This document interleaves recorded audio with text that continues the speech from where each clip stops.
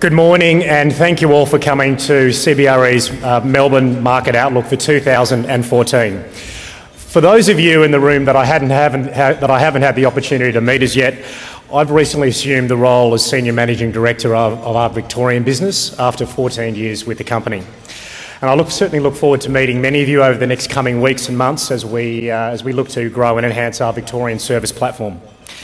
I hope you all this morning enjoy our presentation, and you can all gain some strong insights into the outlook for the market, both locally and globally. We are delighted this morning to have Dr. Henry Chin with us, who has taken on the role of Head of Research for Asia Pacific. Dr. Chin was recently at Primerica Real Estate's Head of Research and Strategy for Asia Pacific, following high-level roles with both Deutsche and both with Reef. This has given him key insights into the way research can and should contribute to the strategic and tactical real estate decision-making. Our Head of Research, Stephen McNabb, will then set the scene from an Australian perspective, followed by a panel discussion with the various market sectors. I'd now like to welcome Dr. Henry Chin to the stage.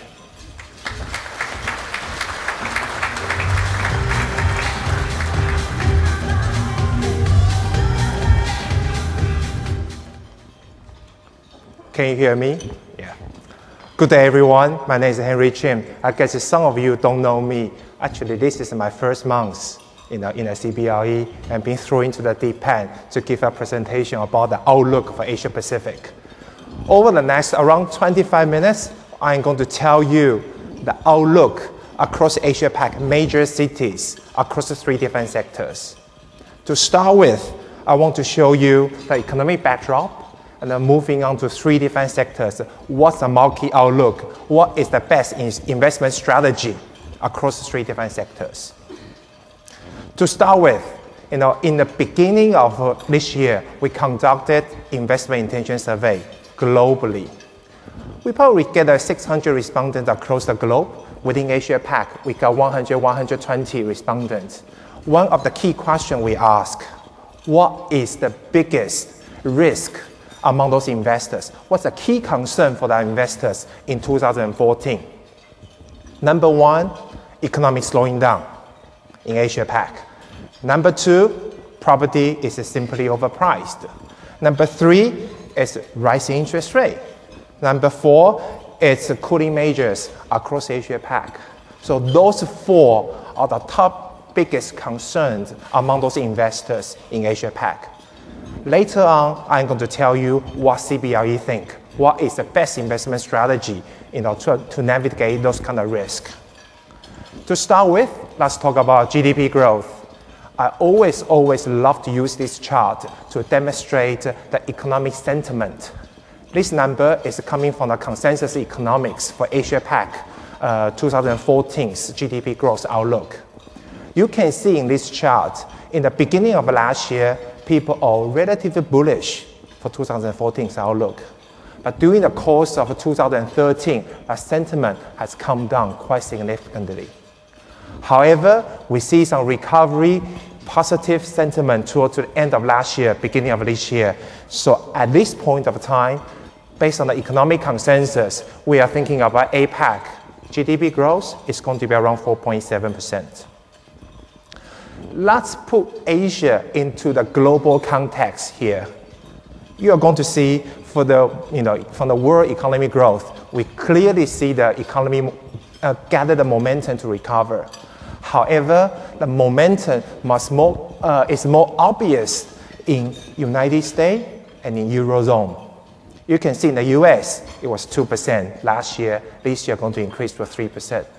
For Eurozone, was moving from a contraction. Finally, we're going to see some positive GDP growth to up to 1%. For our region, APAC, we are not expecting to see any shock. So the growth is remain intact, remain relatively stable from last year to this year. I'm not going to the detail for each country. That's a ballpark for the region in a global context.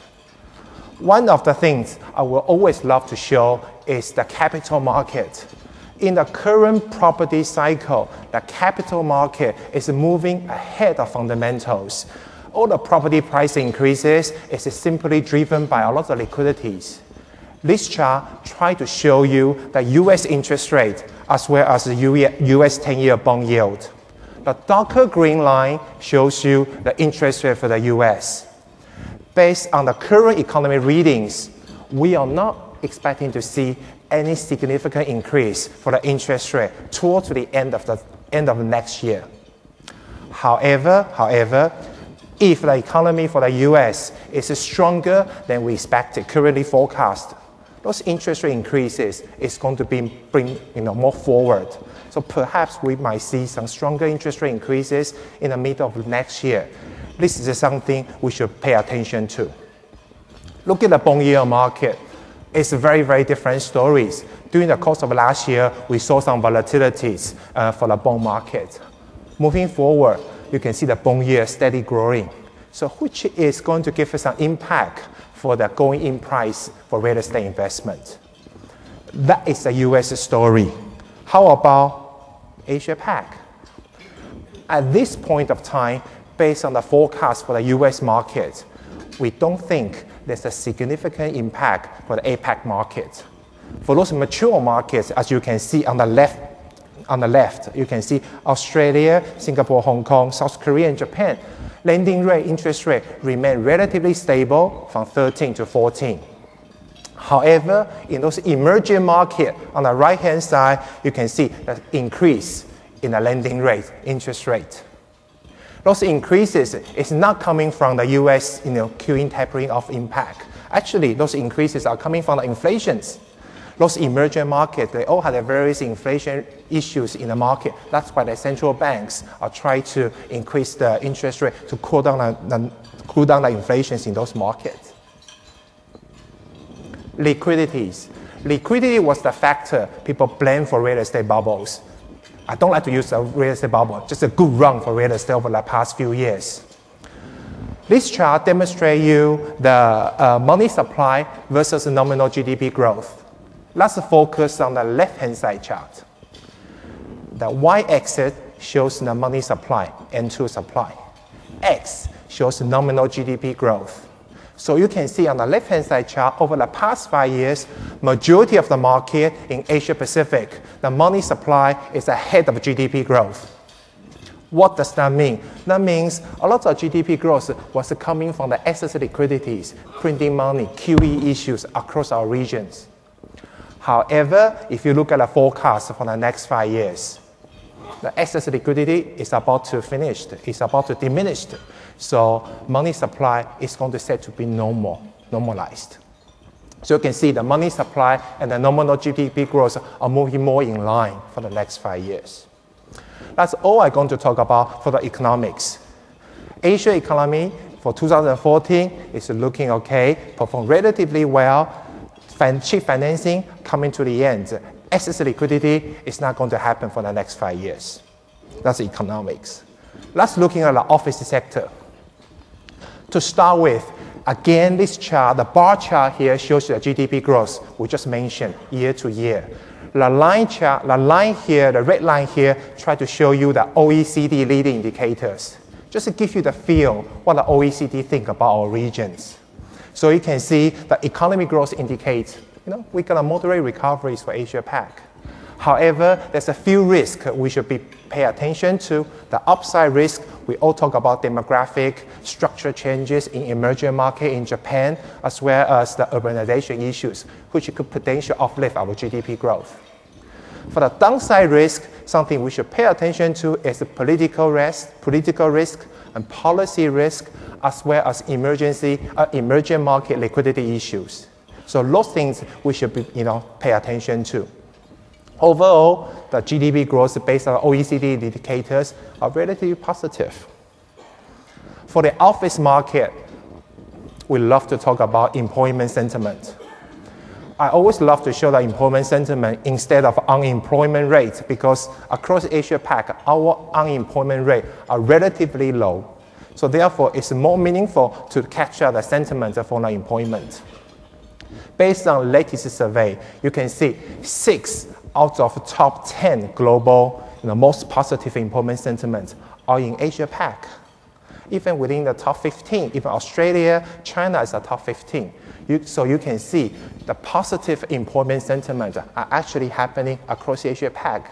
You can see Japan is in the top 10 there as well.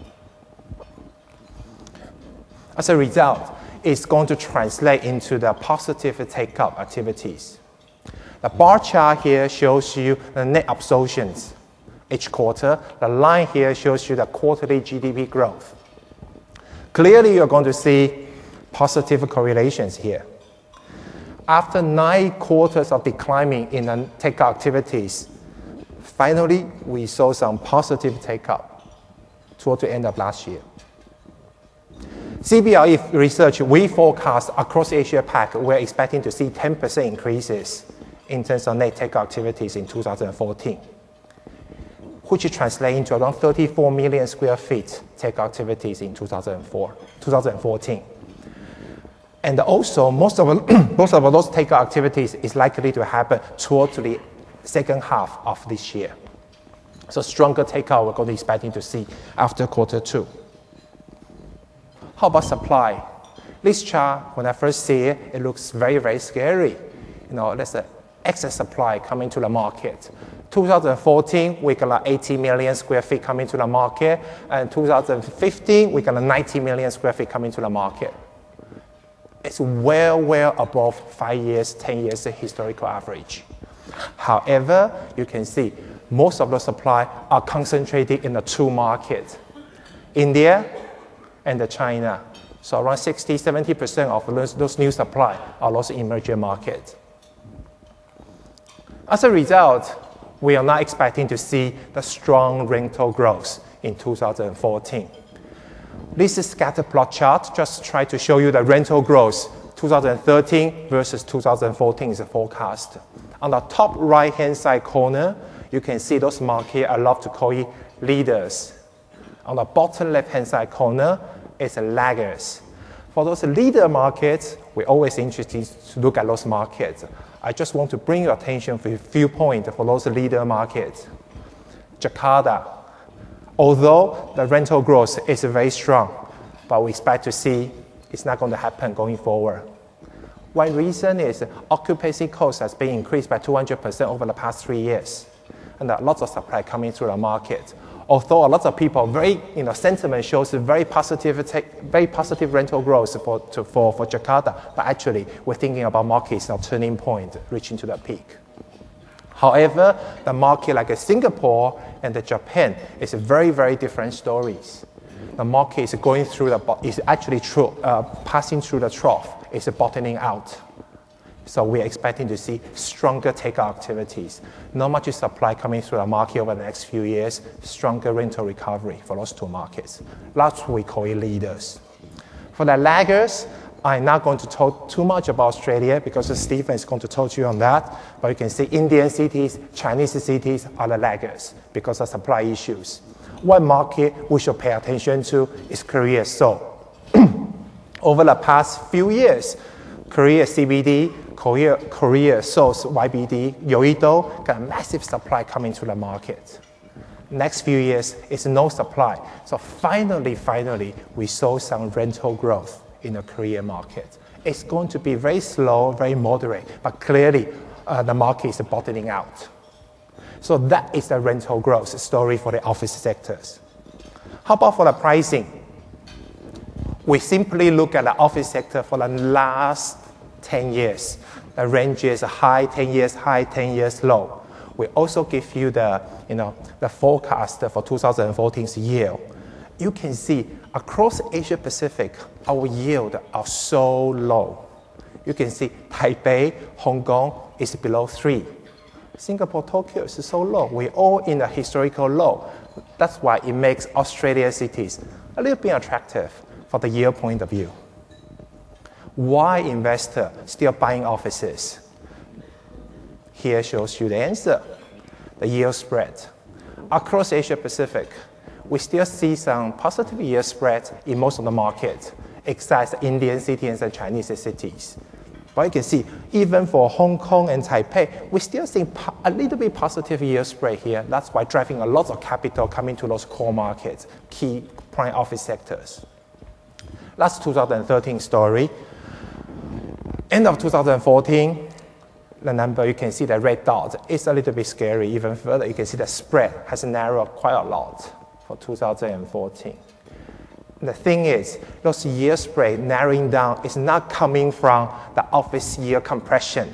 It's because of risk-free rate increases. Across our market, we are seeing that government bond yields moving up. So this is something we should pay attention to when you acquire the prime office sectors, because the spread is diminishing now. So the last slide for the office is just want to give you the summary of the investment opportunities. I just want you to pay attention to this slide. This is the capital value cycle. It's not rental value cycle. It's simply because the capital value, during the current cycle, capital value is way ahead of fundamentals. For the new acquisitions, it's something to pay attention to, is where the capital value sits relative to the other cities. You can see Hong Kong, Chinese cities are close into the peak. As a result, it's challenging for the new investor coming to this market. What are you going to buy? You're going to buy some asset. It's going to be top prices. Followed by Korea, Japan, and Singapore. The most attractive market for the office sector, if you want to buy, probably is Tokyo and Singapore, given the current capital value stages are. I am not going to go through that each best strategy is. Once you receive the soft pack, you can read it on your leisure time. How about retail sectors? Retail sector across Asia Pac is relatively patchy. People talk about prime retail, people talk about retail, theme park, people talk about big boxes, people talk about department store and the shopping centers. So I'm trying to consolidate all the things into the few slides for you. Number one story across Asia is resilience of non-discretionary spendings. So we thought that the necessity-driven goods in the retail sales remain relatively stable, resilience during the downturn. Even when the economy recover, it's the first sector to recover. So this is something we really like to talk about necessity, non-discretionary retail sales. How about the supply and the rental outlook? You can see at least those key cities, the shopping centers, the supply pipeline. Two markets on the top is the Chinese tier 1 cities, Beijing and Shanghai. You can see there are oversupply risk. It's quite scary looking at the number. However, you should pay attention to those new supply is actually coming to the suburban areas. It's not in the prime locations. As a result, if you look at the 2014 rental outlook, we are expecting to see some moderate growth for the prime rent. But as for the suburban rent, it's going to be relatively flat, if not going to see some declining. So I just want to make a very clear differences. So those supply is including everything prime and the suburban malls. But the rental outlook is looking at the prime. For the other mature market, Hong Kong, Singapore, Tokyo, Australia, supply risk are relatively limited. So there's not much supply risk here. However, you can see the rental growth is completely different pictures here. For Hong Kong, we call it flat, but for the prime range, we are thinking about is under a lot of pressure to see the rental growth coming down. Because the Hong Kong rent hasn't come down quite a lot. Give you the anecdotal stories. Some retail shops in Central choose to close. Why? Because they realize that by closing the shop, make more profit than opening the shop. It's simply because the occupancy cost is too high. They can't afford the labor cost. However, on the other hand, Singapore and Tokyo, on the current bottom of the cycle, we are going to see some moderate rental growth for the retail sectors. So in Australia, again, I let Stephen to talk about it. Summary of retail investment, as you can see, Hong Kong, again, is on the top end of the market, followed by Chinese tier 1 cities, Singapore, Tokyo, and Australia. Australia in this sector, compared to the rest of the Asia Pac, is attractive because from the capital value point of view, it's on the bottom of the current cycle. We're pretty much like a bulky goods neighborhood shopping mall. It does give you the better yield and the risk-adjusted returns. And followed by Tokyo. Recovery story is coming through, no supply coming through, so we pretty much like a Tokyo, particularly for lots of necessity-driven shopping malls. Now moving to the industrial sectors. Over the past few years, we saw the share of industrial sector as a total amount transaction has been increasing steadily. So you can see last year, 14% of total transactions are actually industrial related. If we including those greenfield development, you're going to see it's going to be a lot more. Why is the reason? Part of the reason is Asia Pacific economies are shifting from the export-driven to the consumer-led, private consumption-led for the economies. On the left-hand side chart, try to show you the private consumptions, retail sales, and export activity growth. So you can see retail sales and private consumption's growth for the next 5 years is ahead of export activities. For the traditional factors which drive the retail logistics sector is industrial output. So you can see the traditional factors, industrial production output, still well above the historical average.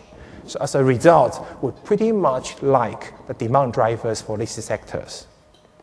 Because industrial sector is very patchy, we talk about data center, we talk about warehouse, logistics. So it's very difficult to give you the rent and supply in the apple-to-apple comparisons. So I just summarize in one slide, shows you where the capital value sits for these sectors. Hong Kong, again, top end. And Singapore is pretty much the same because those two hubs is the most transparent business logistic markets in Asia Pac. The capital value are so rich, but this is something we should, we still can buy some acquisitions there. For Singapore, pretty much like a rental logistic, Hong Kong, all industrial building, value-added opportunities. Japan is well ahead of cycle for these sectors. Anecdotal stories just tell you GLP. Partner with the CIC and CPBIB bought the logistics sectors in Japan 2 years ago. The yield, we heard, is around 7%. But now some J-REITs want to buy the asset there. They offer 4.5. Just want to tell you, give you the context of what the market has moved. And then followed by Chinese cities, Australia, and Korea. So Australia, again, looks very attractive compared to the other APAC cities. I've got a flashing light here, so ask me to finish one more slide before I go. The conclusions. Significant slowing down in APAC is likely to happen or not? We don't think it's unlikely. We don't think it's happening. It's unlikely to happen. Long-term structural changes are still here. If you're a real estate investment interested in Asia Pac, you should forget about trading strategies. It's sometimes you're thinking about a long-term investment, thinking about those countries and sectors which could benefit those long-term structural changes. Property is overpricing. Sadly, I would like to say yes, but it's a big but. In the prime location, a key gateway city, those prime assets is definitely on the risk of overheating. If you are the asset owner, consider to sell before the market corrects. If you're a new market comer, you want to buy the asset, probably try to avoid the prime asset. I will try to do value-added strategies because the pricing gap is so big. So it's a good time to take some leasing risk to the value-added play. US tapering, rising interest rate, yes, cheap financing has already come into the end. As a result, if you're the asset owner, if you haven't negotiated your refinance terms, it's time to talk about refinance. In Japan, some insurance company will give you 10 years fixed interest rate by 1.6, 1.7. So a lot of market do have this mechanism coming through. So talk about it. Consider thinking about your strategies. If you want to go into the market, we see some US life insurance company, European life insurance company are moving to those spaces, particularly in a market like here in Australia, a little bit of Japan. Property cooling measures, yes, it's going to be in place during the course of 2014. China, Hong Kong, Taiwan, Singapore, Malaysia, Indonesia, all got various measures here. However, the good thing is that they're targeting residential market.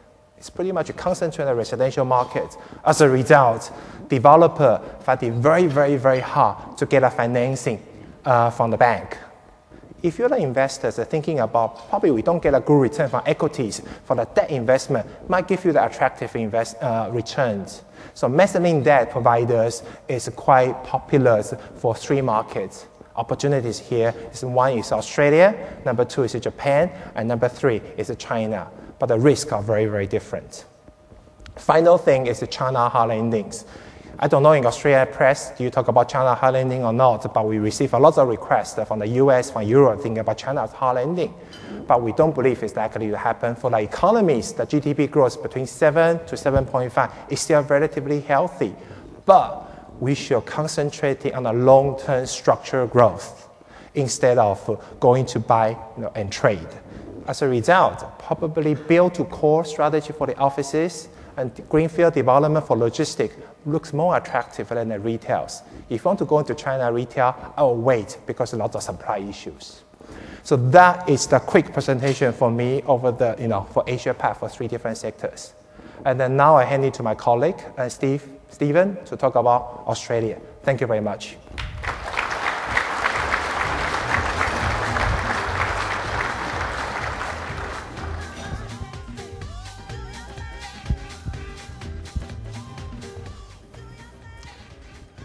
Thanks, Henry. Good morning, everyone. My job today is really to take you through a deeper dive into the Australian markets. What I thought I'd focus on is what's changed, what hasn't changed since we spoke last year, and what's the outlook going forward. So if we can start with what hasn't changed. Fundamentally, the view on the economy hasn't changed since last year. We're still below trend growth. The good news is we are improving gradually. And that's really reflecting a mix of factors that we've known about for some time. So we've got quite a large drag from business investment. Clearly mining investment expectations for next year are 20% lower than the previous year. That's creating a big drag on GDP growth. But importantly, we are seeing a strong recovery in the consumer and housing sectors. The other thing that is probably significant in that is that it means the mix of outcomes for commercial property is very different. So that environment will tend to support consumer-related sectors and industrial-related sectors earlier than the office sector. And we'll go into that as we proceed. If we look across the states, a bit of a mixed bag in terms of overall growth. And some of it reflects the fact that a number of markets have been desynchronised from the overall weakness that we've seen since the GFC. So Victoria, to an extent, was insulated by a stronger housing market between 2009 and 2010. That came off the boil a little from very high peaks, which dragged down growth last year. Western Australia is clearly feeling the brunt of that mining investment slowdown, whereas New South Wales in particular is benefiting from that housing and consumer recovery now. But I think the good news, again, in terms of the local market in Victoria, is that indicators like retail trade now have moved back to and above the national average after a weak year in 2013. So that becomes more supportive of the growth story in Victoria relative to the national average. And the other thing, as I mentioned, while housing isn't at the levels that we saw in 2009 and 2010, and while other states, I've put New South Wales on this chart, have actually seen a strong benefit from a housing improvement in the last year, Victorian activity is still has stabilised. And it's settling at quite a high level relative to what we've seen, particularly in the late 90s and the early 2000s. So it's a reasonable contributor to growth now, and it's supported by pretty strong population growth. One thing that has changed in the last year since we spoke, I think, while our economy is improving, the rest of the world is improving as well. And what that means is that Australian assets as a whole become under more scrutiny. There's more competition for capital from improving economies globally, from turnaround stories globally.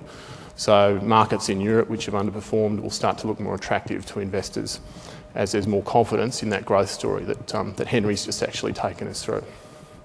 The Aussie dollar fall is a symptom of that, and it reflects, I think, more of what we'll see to come, which is we will be competing more heavily for global capital going forward. And clearly that's important for the property sector. You can see here over the last 5 to 6 years where Australia's been in a very well placed compared to global markets.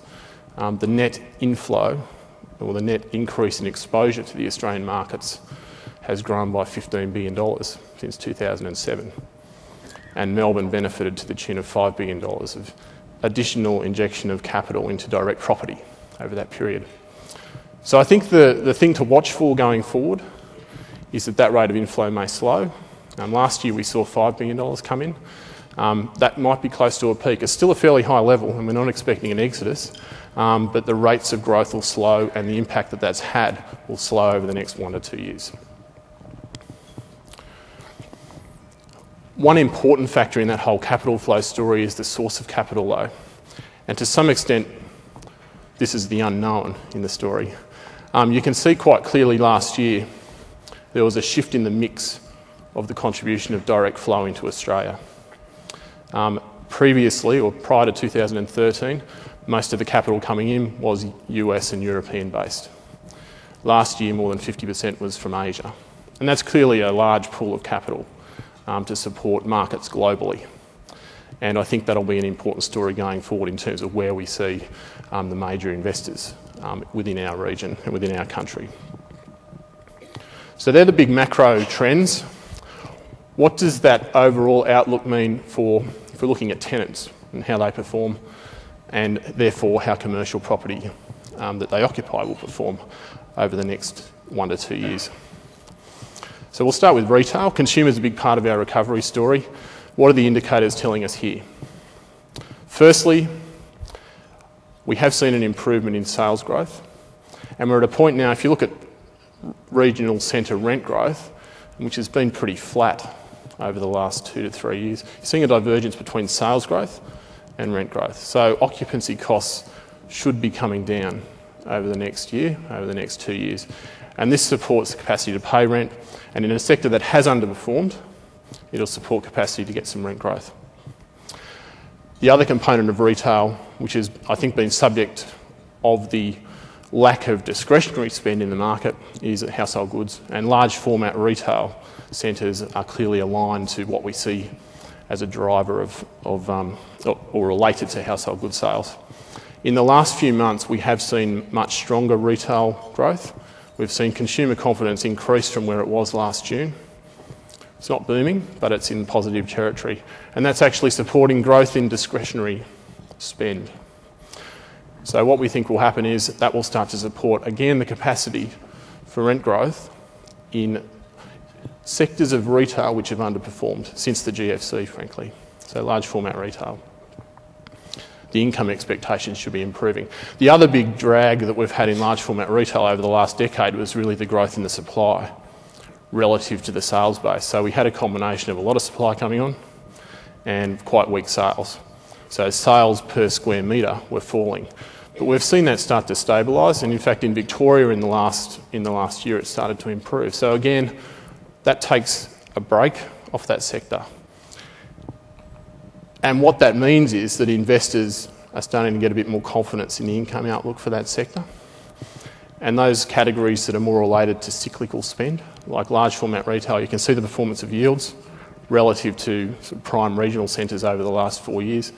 In the December quarter, we saw yields for some of those riskier or secondary asset classes start to improve. And that, I think, could be the turning point in terms of the sentiment. And we think investors will be more attracted to those sectors given that cyclical recovery we're expecting in the consumer sector to continue to unfold. Not unrelated is industrial. So clearly last year was tougher for industrial. We saw a slowdown in industrial output across Australia, in fact a contraction. You could argue we had a recession in industrial output last year, and it's a key driver of rent growth. You can see historically there, coincided with flat to marginally negative rent growth in the sector. But again, as the economy improves, and particularly as the consumer sector improves, that'll pull the industrial demand higher, and we're expecting a better year for rent growth in 2014 and certainly into 2015. So again, feeling like we're at the bottom of the cycle for industrial. The other key piece around industrial is what actually happens to supply over time. And you can see that last year, We saw an increase in supply, so for 2013 higher than 2012, and there's expectations. What's in the pipeline now, we'll have about 1.8 million square metres come into the market nationally in 2014. But a key driver of this is real rents. And you can see what drove the boom in supply in 2006, 2007 was a very high level of real rents, so very strong rent growth. We're not expecting that. So we think that the supply pipeline will remain fairly contained by that outlook for real rents, and it's not out of line at the moment to an extent where you'd be concerned about supply. So the short point for industrial is it seems to be a demand-driven cycle, and we're expecting demand will improve, so that should start to support the rent growth outcomes that we see in industrial next year. I couldn't come and not talk about motor vehicles. This chart really just says it all. If you look at manufacture of motor vehicles in Australia over the last decade, it's fallen by about 200,000, and obviously it's going to fall by another 200,000 over the next 4 years. It's a long-term story, and it's not just motor vehicles, and we've seen the same factors happening in the clothing industry. By itself, this doesn't have significant implications for the industrial sector nationally, and our indications are that car manufacturing accounts for 5% of national output and about 5% of national stock, and that's manufacturers plus related industries. It's slightly more concentrated in Victoria, but even in this market, it's more like 7%. So it have a short-term impact, but it's not the broader piece of the market. The key thing really is consumption. We're still consuming cars and we're still consuming clothes. You can see it's growing. We still need to move these products around. We still need to store them. And that's where the growth in the industrial sector has been over the last 2 decades, really. So to summarise, consumer and housing, we're looking at improved rent growth.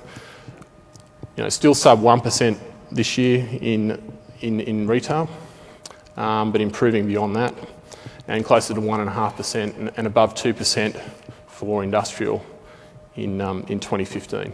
So we're getting closer to our long-term averages.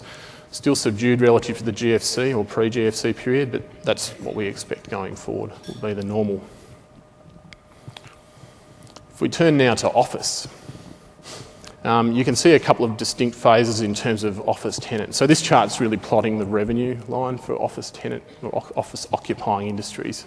Prior to the GFC, nearly all of the office occupier segments were generating revenue growth of close to 10%, steep increases in revenue. But since the GFC, it's been a mixed bag. So finance is quite important. Top line growth for the finance industry, so it's total revenue as opposed to total profit, which still keeps going up. Total revenue has been flat, so there's been a big cost focus. I think what we've seen in the last year is that revenue line started to improve, and as the economy improves and credit growth improves, the finance sector will start to feel a bit of that pressure taken off their top line. They'll move away from that intense focus we've had on costs over the last 5 years. And that'll take a lid off what's been a pressure point for demand in a number of markets. Business services, this is a national picture. Business services clearly benefited from the mining boom, and there was a lot of growth in a market like Perth and Brisbane, and even to an extent Melbourne, being the home of a couple of the large mining companies, benefited from that growth. But that's started to flatten off now in line with that mining slowdown I spoke about earlier. What will happen though, there'll be a shift in where the growth comes from. So as the economy improves, the service sector will grow, and we'll see broader growth in business services. We will see the finance sector start to turn the corner. Melbourne's pretty insulated, or I think well diversified, so it's pretty insulated in terms of being reliant on one sector, which is different to a number of markets in Australia. But Melbourne's well positioned to benefit from that. And the other component I haven't spoken about much is public education and health, which are key occupiers, key employers in the CBD in Melbourne. And while public, contributing 32% to growth over the last decade in the CBD employment. So while the public sector by itself isn't expected to grow at the same rate, sectors such as health and education can actually take some of that slack. And Melbourne is positioned too to benefit from a finance sector recovery. Not as much as a market like Sydney, but still a reasonable share of the overall occupancy in the CBD. So what's the outlook for net absorption? This year we're still, after obviously a fairly weak year in 2013, there's usually a lag between employment and GDP. So we've spoken about a recovery moving back above trend in 2015. There will be a lag to employment recovery, but the story here is we've hit the bottom and we may be surprised to the upside. But conservatively what that means is net absorption will be fairly flat this year and improve into 2015. So the demand story is improving gradually and slowly. Across all of our national markets, supply seems to be the main issue. And Henry's spoken about that being an issue across, probably a bigger issue in a number of Asian markets. But the key thing here is, this is presented as a percentage of stock. What's the gap? That's how much I can expect vacancy to increase per annum over the next 3 years. So we are looking at increases in vacancy across all CBD markets. And I think the key question really is, what does that look like in terms of history? And what are the potential outcomes? So our forecast based on about 3,000 jobs being created per annum, which sees vacancy peak between 13 and 14% in Melbourne in 2016. If we're surprised to the upside and we move closer to the long-term average growth, vacancy increases still, but only just above 10, and that's probably more within the historical bounds we've seen for softer demand environments. So reality is we'll probably end up somewhere between the two points, I think, going forward.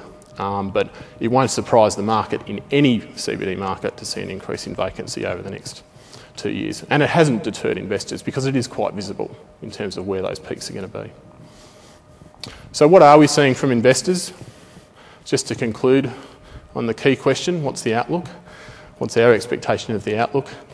So over the last 2 years, clearly we've seen strong yield compression, i.e. capital values have grown much faster than rent growth in all sectors. And it's not just confined to property. We've seen the same performance in the equity market as well. So you've seen capital values in the equity market grow at about 3 times the underlying rate of dividend growth, and similar ratios in each of the property sectors. So clearly the market's taking on board more comfort with what previously called risk assets. So the risk premium on risk assets has fallen, and it's reverting from very high levels after the GFC still. The key thing, this is sustainable if you do have higher risk appetite. It's sustainable if the income growth can support that capital valuation. If you look at offices across Australia, this is quite reflective of the major markets in Australia. You can see that capital values and rents over time will track fairly closely. So the key point is where are capital values relative to the underlying income stream. You can see before the GFC, capital values really overshot, very high expectations of rent growth that weren't realised, and very low pricing for risk. Post the GFC, we probably undershot, so people very risk averse, much higher than average risk premiums, and the rent growth outlook is probably softer than what you'd expect in the medium term. So what we've seen over the last 3 years is the capital values converging to somewhere where we think they should be relative to that rent growth outcome. So to us at the moment it feels fairly balanced, particularly when you have other factors influencing cash flows like incentives of 30% to 35% in Melbourne and Sydney at the moment on average. So it feels fairly balanced from an office value perspective. In conclusion, let's look at what that means across all of the sectors. So what this slide does is it really looks at all of the fundamentals, all of the investment fundamentals, the top one being rent growth and the others being factors that are more influenced by appetite to risk and allocation of capital. Over the last 3 years, we've seen what we'd call fairly supportive conditions for yield compression across all sectors. The only cross we had on that was rent growth in retail, which was flat, non-existent. We actually have had rent growth in office and rent growth in industrial over that 3-year period. Some of the key, I think, global factors that have supported valuations are lower risk pricing. So if you look at the market if you look at corporate bond markets, it's a very clean measure of where the market's at for risk pricing. The spread of corporate bonds over government bonds peaked at about 350 basis points in 2008, 2009. That's now down to below 200 basis points. that's a very pure indication of, yes, risk premiums are falling and required returns are falling as a result of that. And the other factor that's been supportive over the last 3 years is interest rates, which are not as low as some global markets in Australia, but have been coming down. Needless to say, that's supported property valuations as well. And the picture I showed almost right up front about new capital sources, that net injection of new money into Australia has had an impact, a favourable impact on valuations for Australia. So the key thing is what happens over the next 2 years. And there'll be a little bit of a change. I've just spoken about office being more balanced in terms of relative to the income line. But I think we'll see a slowdown in that risk pricing story. It's come back pretty sharply from its GFC highs. I think it will continue to improve, but at a slower rate. Interest rates are clearly neutral now. The RBA is on hold. Globally, rates will be going up, as Henry's shown us before, probably further out. But interest rates become a more neutral factor going forward. And new capital sources, as I mentioned, the Australian dollar shows us, well, the outcome of the Australian dollar shows us that we are susceptible to competition capital with other global markets that may be recovering. So we think the new capital sources will slow going forward. They won't go away, they'll just slow. So they'll have less of a favourable impact in terms of overall valuations. That's our conclusion. I'll now call to the stage the panel and Ari Petrovs as the moderator. Thank you.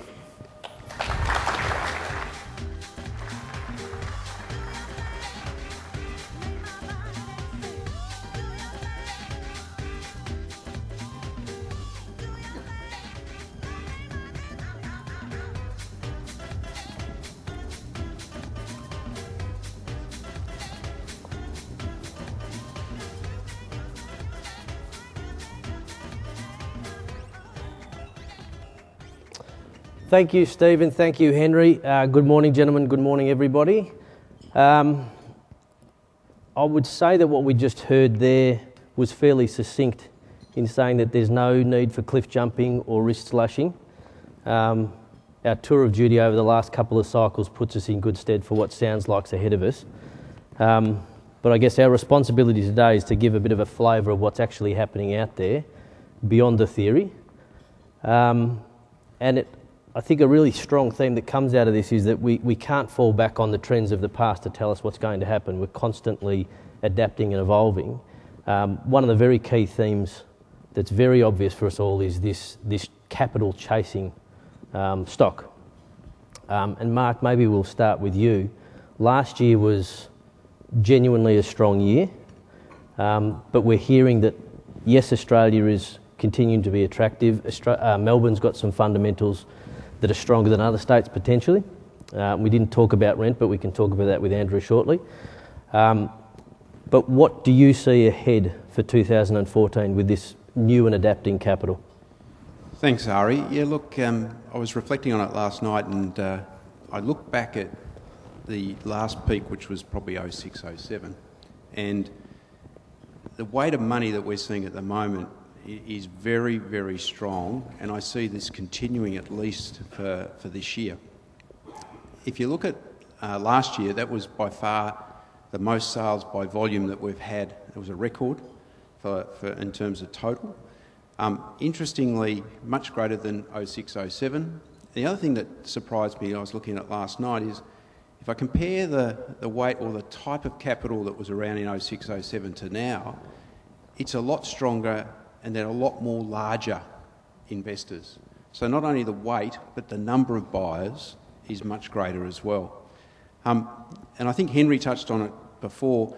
The big question I get asked is, why are foreign investors, offshore purchasers so interested and so got such an appetite for our real estate?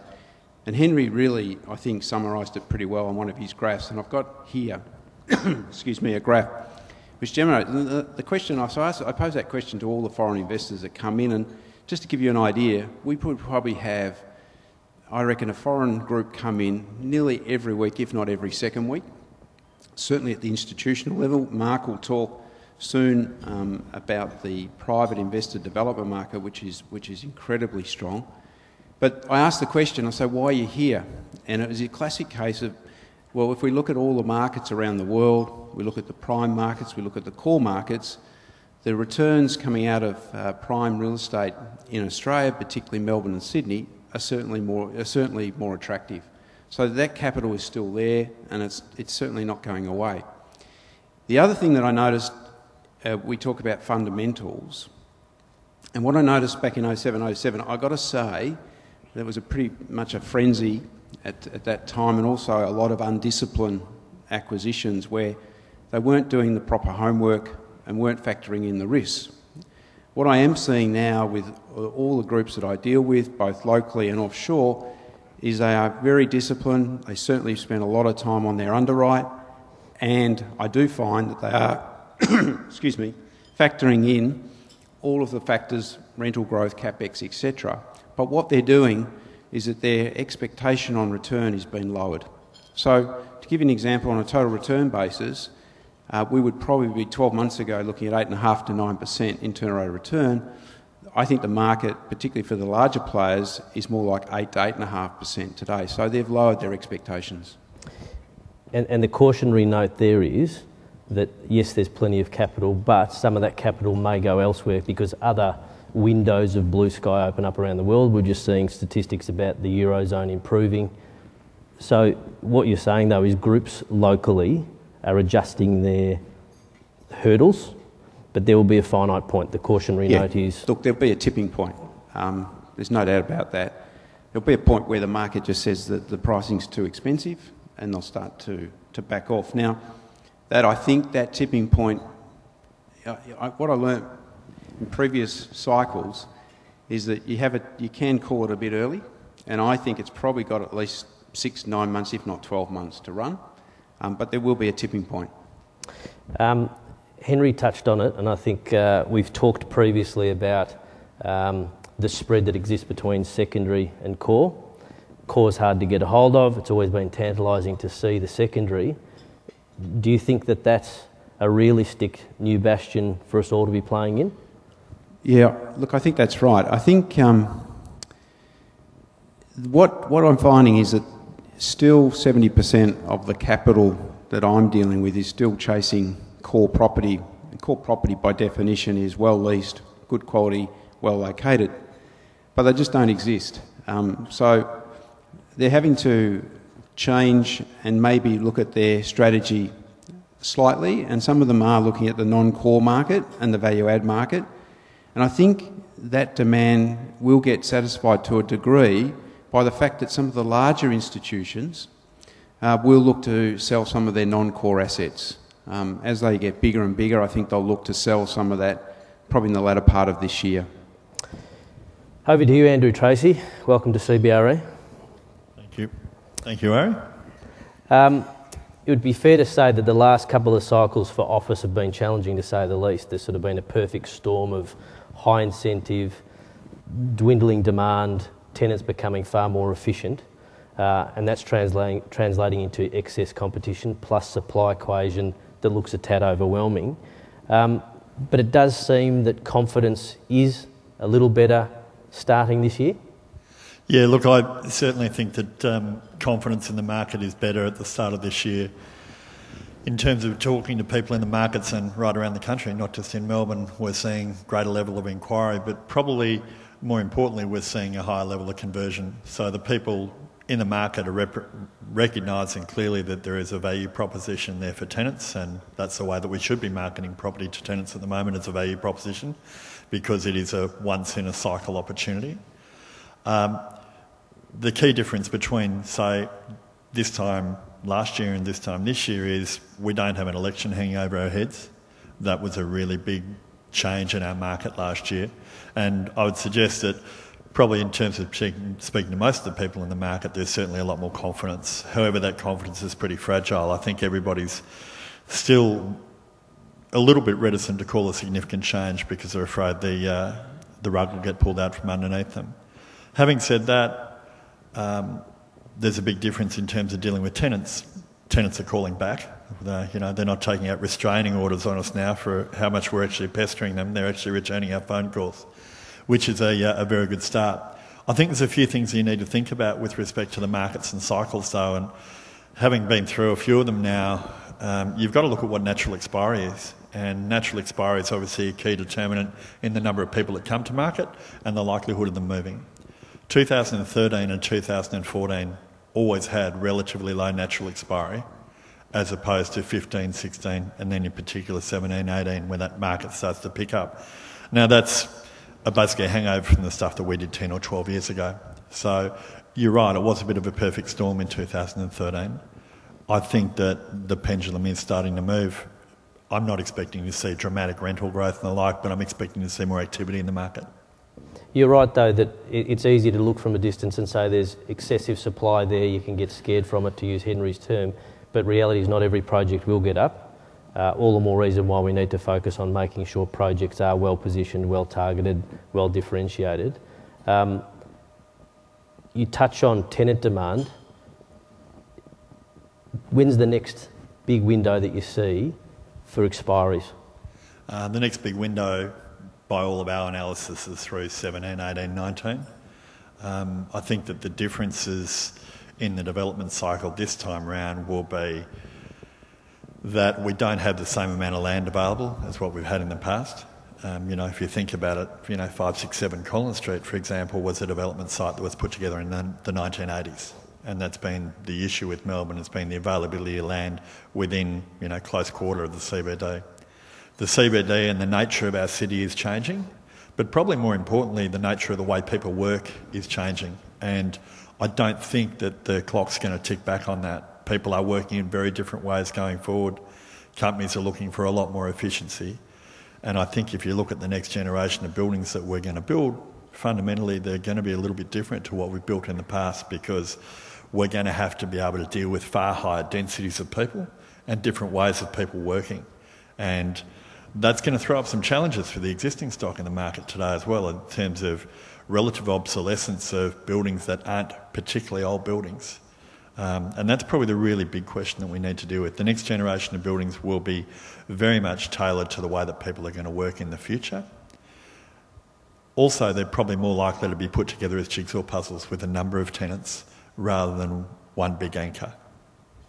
I think we don't have time for it today, but I think there's a fascinating question about how capital's been chasing buildings where the fundamentals haven't necessarily been as strong, but from what we're hearing today, the actual demand profile could increase and therefore meet that changing nature of capital. Anyway, on to capital further. Mark Wizel, it would be fair to say that you are quite active with the Asian capital inflows. We've all observed local developers coming up against this strong wave of capital. A year ago we sat here and said EMEA and North America was still the greatest quantum of money coming into the country, but within 12 months that's changed. I think we're all guilty at times of generalising about Asian capital, but can you talk a little bit about what that capital is looking for and the different nature of the capital and what you see going forward? Yeah, good morning, Ari, and good morning, everyone. Great to see a big attendance. And I think, if anything, I've been coming to the Outlooks now for 7 odd years, and this is the first time that we've actually dedicated a small section to analysing Asian capital. So I think it's very prevalent. It's on the tip of a lot of people's tongues. So I think the opportunity to demonstrate what's occurred over the last couple of years is great. But I also think that we're almost through the last cycle of Asian capital and moving into a different cycle of Asian capital, which a lot of people in the room and guys like Mark Granter and his team will benefit from.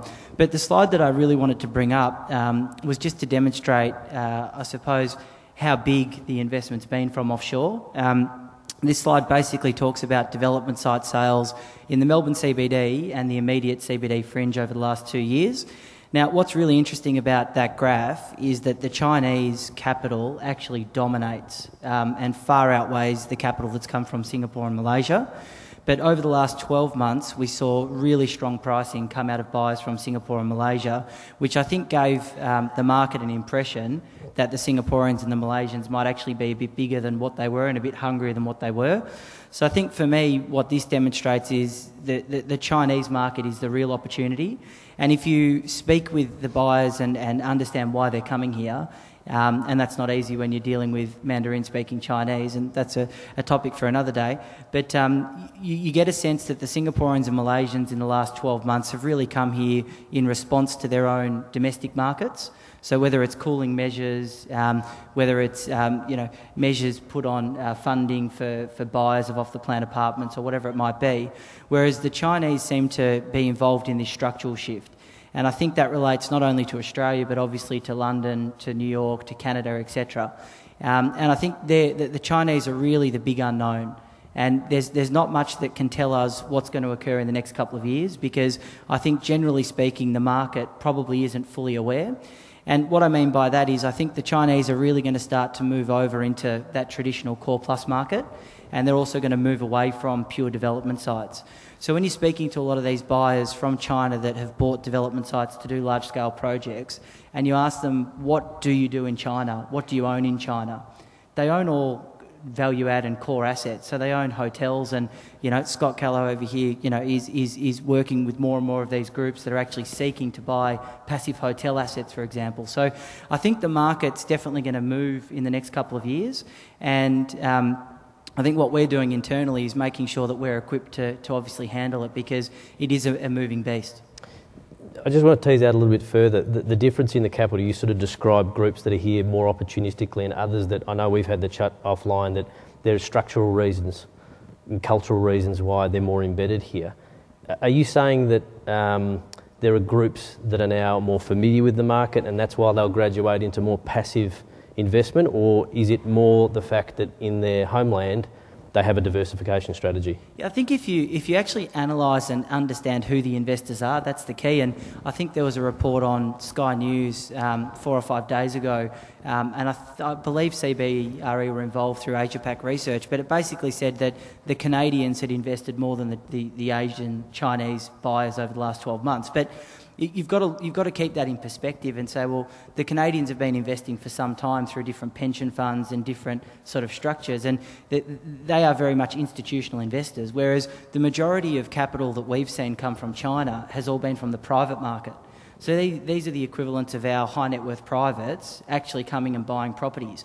What we haven't seen yet, which is the absolute game changer, and make no mistake about it, is the depth of the Chinese pension funds and the Chinese institutions, and I don't get too caught up in weight of capital and things of that nature because it's a little bit outside my breadth, but you can see that the writing's on the wall, and the pioneers for the Chinese market have been the privates. They've been the ones that have come out, bought a site in the city for 35 million, or bought the Park Hyatt Hotel, or whatever it might be, they're giving a lot of confidence to the institutional investors to follow suit. Interestingly as well, even if you look at just the development side activity, I'd say at least 70% of the Singaporean and Malaysian capital that's come in for sites has been with listed groups.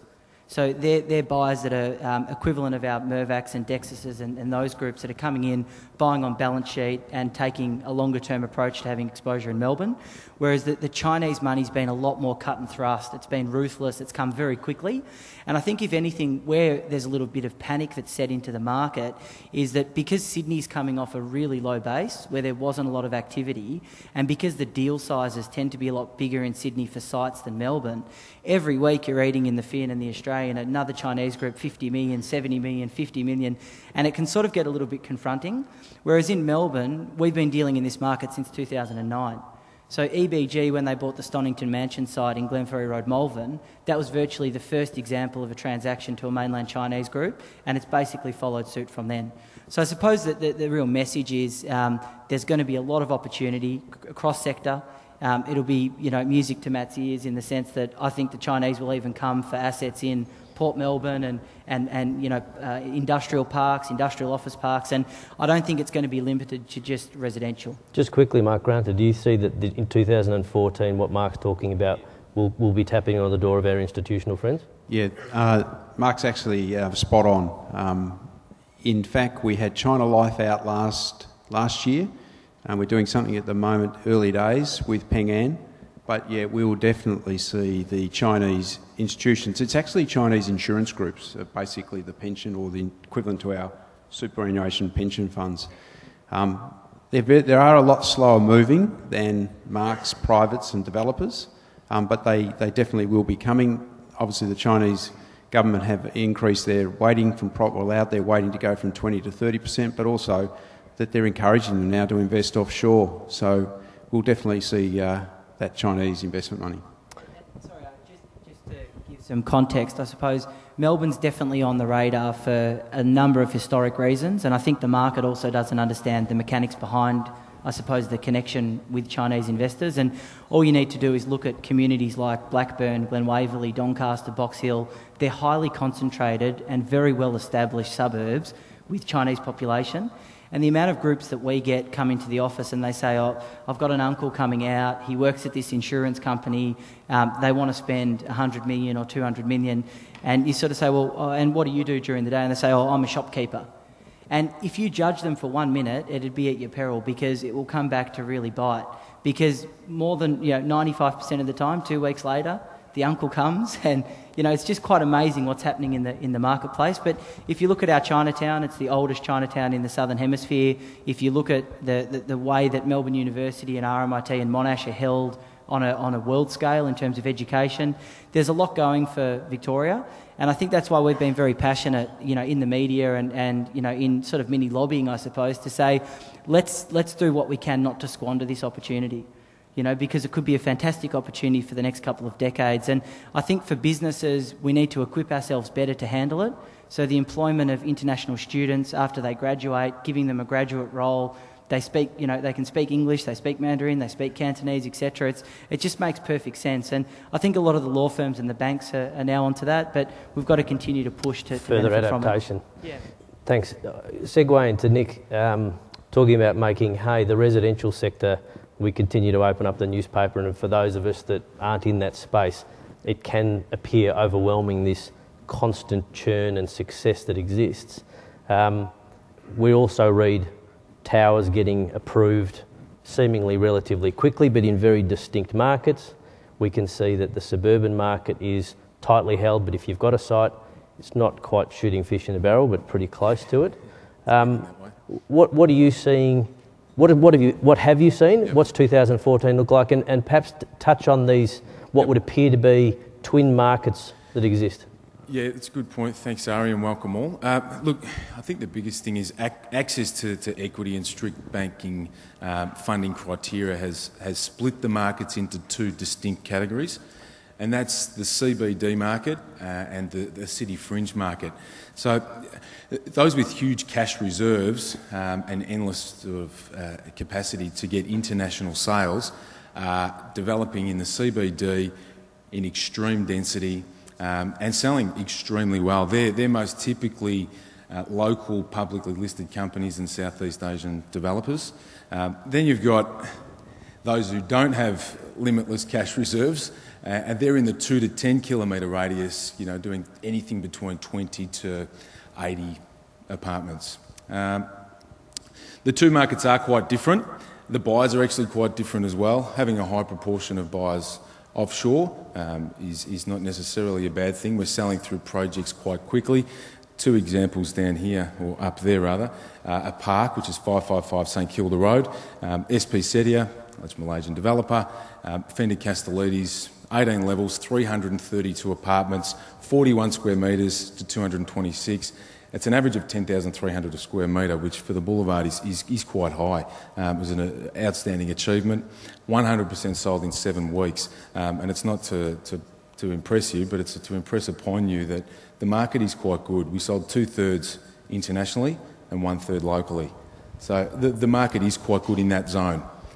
On the other side, and I'll cue the next, that's it, 427 Hampton, that's a local developer, 52 apartments or 62 apartments. We sold 90% in the first weekend.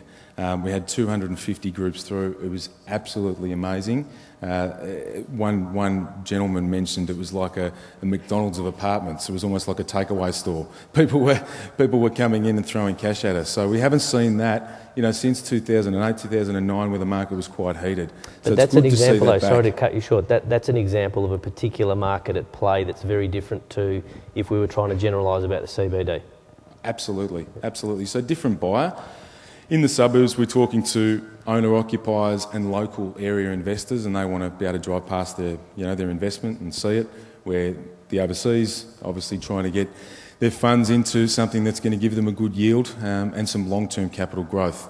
The owner-occupiers in the local suburbs, they can't necessarily afford the $1.5 to $2 million homes, and they want to live in those aspirational suburbs, so they're moving into the Kew, Camberwells, Hawthorns, Brighton, Hamptons and the likes, and getting in at an affordable rate. Apartments are all about affordability, and to get that affordability, or I call it the sweet spot, $350,000 to $550,000 into that bracket, you need to look at product. So if you are a developer out there and you're looking at putting a development on the market, it's not so much about the apartment size, it's about getting the price right and then working the size into it. Okay, thank you. Welcome. We might move on to industrial now. Matt Haddon. Stephen, I think, talked about the automotive sector, and it's grabbed a lot of headlines, as has Qantas more recently, but I think with the automotive sector, if you picked up the paper the first time and saw this automotive issue, you might consider it acute, but it has been coming for a long time and it is a structural change in the market. And I think Stephen's comment again about we've moved to a logistics-based market, but what's the impact of that media and that reality actually?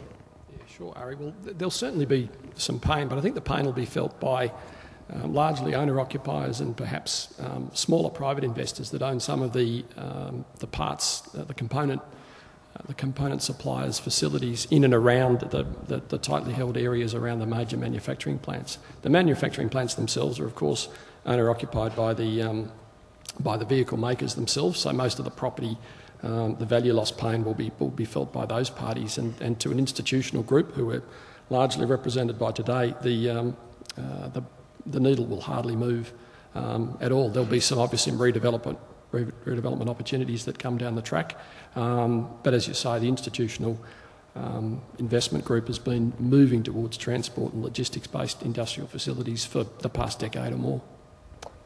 In terms of yields, across the board, everyone's experienced compression. Industrial hasn't been immune to that. For those out there that like sensational headlines, they'll say, well, what have we learnt from the GFC? Are we doing the same thing over and over again? Is that right or wrong? What's your view? Yeah, sure. Well, we've certainly seen a big shift in the last 12 months where for super prime assets, we're very much back to those levels of pre-GFC, and my colleague Chris O'Brien sat in this seat last year and told this room that we'd see a sub 7% yield in industrial, and a lot of people, I saw some eyebrows raised, but I know that Chris is enjoying his breakfast this morning because he was in fact spot on. But we have learned some lessons, and the key lesson that we've learned, I think, is that an appropriate yield spread between that premium super prime asset and a secondary asset is not 25 or 50 basis points, but rather 200 basis points. And consistently we saw that throughout 2013. I'm confident that we'll see it through 2014. We've got about $300 million plus portfolios of industrial product that'll hit the market in the next month or so, and I'm confident that we're going to see some really meaningful yield spreads between those portfolios as investors differentiate between the assets in them, for sure. Matt, lastly, when it comes to land supply discussion about what level of speculative development may or may not occur, again, a lot of us probably operate without an intimate knowledge of what happens in industrial. What is the situation here in Victoria as it relates to where spec development's going to go this calendar year? Yeah, well, spec development can be quite an emotional issue for a lot, but it's got a genuine role to play. Not every new occupier's got 2 years to plan a pre-committed project. A lot of third-party logistics providers often pitch for and win new contracts within 3 months, and they need to house those those contracts very quickly. In the last 12 months, if I use the West as an example, which is probably our most active spec market, in the last 12 months, there were 6 individual deals in which about 54,000 square metres of space was absorbed, and that was in a particularly tough year. Andrew's talked about the election, of course, and economic and business confidence was not high. And for 2014, in that same market, we've got less than that. I think we've got 52,000 square metres forecast to be of new construction, new spec construction this year. So as far as I see it, with the improving conditions that Stephen talked about before, that market is in control. Okay, thank you, Matt. Finally, Neil, retail. It sounds like the tills are starting to ring again. There's a bit more confidence at the retail level. But to what extent? Again, is it a headline? What are you actually seeing here and around the country in terms of deal flow, number, sentiment? Well, it's certainly a headline, but it's an important headline, and you know, the market is driven by confidence, all sectors of the market, and retail very much so. And the retail trading conditions in late 2013, moving into early this year, have been very good. Retail sales have been up, consumer confidence has been up, housing affordability is good, debt is cheap, and we're now seeing consumers spending, and not just spending on non-discretion, but also discretionary goods. So fashion spending is back, not in a big way, and it's still a competitive market with, you know, both onshore and offshore ability to buy goods, and retailers have to compete literally on a global market in terms of pricing now. But there is, at this point in time, we're probably in a bit of a sweet spot, and if you look at the ticks in the boxes on one of Stephen's graphs, we're at a good point for retail at the moment, and that comfortable situation we're in is allowing retailers to plan their business for the future, which is something that hasn't really happened in the last few years. Retailers have gone through contraction, a number have. A number of retailers have disappeared off the face of the planet completely. We're not seeing that anymore. There's now a stabilised market with retailers realising they need to occupy spaces to run businesses, to generate cash flow. That allows them to plan for the future, and it also allows property owners, shopping centre owners, to now sit with tenants and negotiate deals and build their business plan for their centres going forward as well. The negotiating strength is still, you know, a little bit skewed towards the tenant, and that's just the nature of the market we're in. But from what I'm seeing, retailers are now willing to commit to deals, lock themselves into new 5-year leases, and build a business around it, and that's an encouraging sign. So what does this all mean going forward from a yield perspective? We certainly haven't seen soft yields, we've seen strong yields, and Mark's teams, whatever they get, they sell very, very quickly with a huge list. Scarcity of stock is still an issue, but are there sectors within the retail that are likely to outperform or for us to notice difference? Well, I think the large format, what would have been called bulky goods until a few months ago, but the large format retailers are generally performing quite well at the moment, and those retail investments were oversold. So people who've acquired, groups or individuals who've acquired those, will perform very well over the next 12 or 18 months. Community shopping centres, neighbourhood shopping centres and sub-regionals, even sub-regionals which have got a fashion component, as long as it's not too great, are assets which will perform well. I think it comes down, all retail comes down, other than standalone supermarkets or Bunnings, etc., it comes down to active management and active leasing. If you can manage well and you can lease well, you can drive revenue, and if you can drive revenue, the asset class will be viewed favourably, both by onshore, and I didn't interject before, but there's a lot of offshore groups now looking to acquire retail, and the difference is historically they'd have acquired as part owners with a local partner who brought the local expertise to the table. There's groups coming into this country now who will acquire portfolios of real estate, shopping centres, or standalone large retail product, and they will worry about the ownership post-acquisition. So requiring a partner prior to them stepping onto these shores isn't as prevalent now as it used to be. That's a change. We haven't seen that before. Okay, just to finalise, gentlemen, I'll ask for a tip from each of you. I'll start with you, Nick.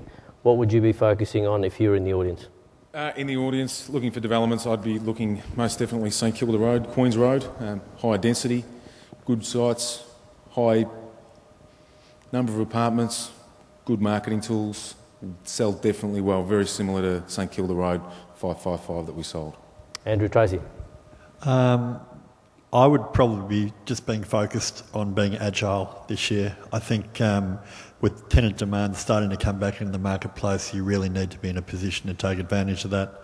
You need to listen to what the customers actually want and be agile enough to deliver what they want, treat them like they're customers, answer them quickly, be at the front of the negotiation, not at the back of the negotiation. Mr. Wizel?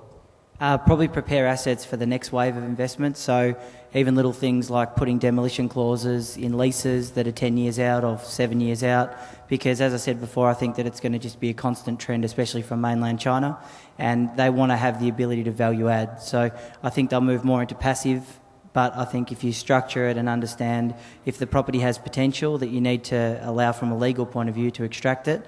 And you definitely expect it from me and I suppose other agents, but I think there's been no greater time where it's very difficult to pinpoint who the most aggressive buyer is going to be for a value-add asset, whether it's a site or a property with income that can be developed. So the idea of off-market, as romantic as it is and it makes everyone feel good, I don't think you'd want to be doing it in this market when no one really knows exactly who the next most aggressive buyer is. Neil? Real estate's all about debt and equity. I think now's the time to take advantage of the debt situation. We've got cheap money. It's the time to lock in good long-term debt. And it was referred to before, offshore pension funds, etc., bringing money into this market, looking at 7-10-year investment opportunities. Lock in the debt, leave enough capital to one side to enhance the assets, and drive them hard going forward, and look to increase both your return on equity and also the underlying equity value of the assets by putting money in and recapitalising.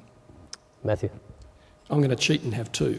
For the conservative investor, I would suggest maybe looking at the southeastern suburbs. The more land-constrained nature of that market, I think, will probably give forward to enhanced returns rather than some of the other markets. Secondly, the 200 basis point spread that I talked about, learning our lessons. I think if history tells us anything, if the weight of capital stays the same throughout the remainder of this year and people can't get set, I think that will start to close a bit. So those of you a little further along the risk curve, maybe look at banking on that. Careful asset selection, make sure the generic design is sound, make sure the location is good, but I think secondary assets could be the key. Mark? Ari, yeah, look, just picking up on Mark, firstly, he's stole my thunder a little bit, but I'm seeing so much off-market activity where offers are just going in left, right and centre on properties, and really my best advice to a vendor is put it on the market, you'll do a lot better, create competition. And on the buy side, my big bet is 7.5 to 8% non-core CBD. Very good. In the interest of time, thank you very much, panellists. And I'd like to now hand over to Cam Greer to close proceedings. Thank you.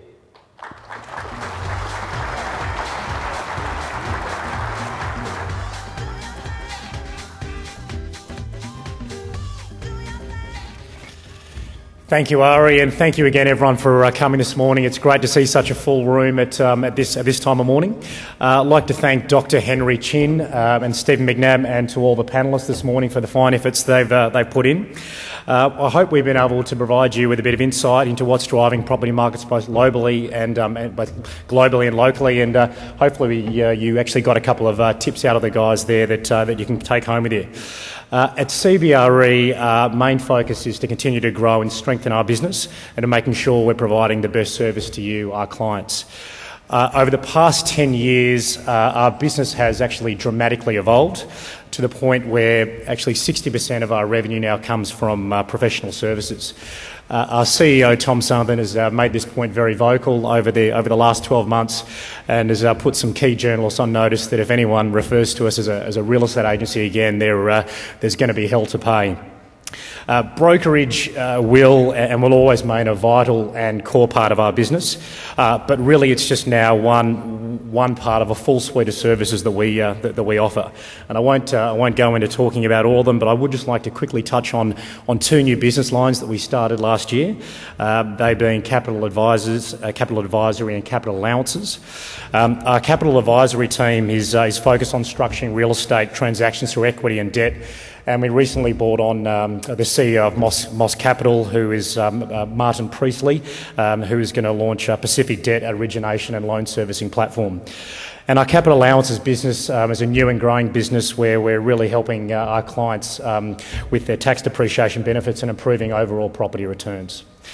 Finally, I won't keep you any longer because I know you've all got very busy days. Thank you again for attending, and we really do appreciate your ongoing support. Thank you.